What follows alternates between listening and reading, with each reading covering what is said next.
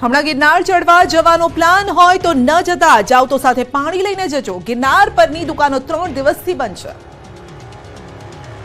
જો તમારો પ્લાન ગિરનારના દર્શન કરવા અને દત્તાત્રેય સુધી સીડી ચડીને જવાનો હોય તો હમણાં માંડી વાળજો. જો જવું જ હોય તો પાણી સાથે લઈને જજો, નહીં તો પાણી વગર તરસ્યા રહેશો, કેમ કે ગિરનાર પરની દુકાનો 3 દિવસથી બંધ છે. ગિરનારને પ્લાસ્ટિક ફ્રી બનાવવા માટે પ્લાસ્ટિક પ્રતિબંધ મૂકવામાં આવ્યો છે, જેને લઈને ગિરનાર પર દુકાનો ચલાવતા વેપારીઓમાં રોષ ફેલાયો છે. 3 દિવસથી દુકાન બંધ રાખી વેપારીઓ વિરોધ પ્રદર્શન કરી રહ્યા છે.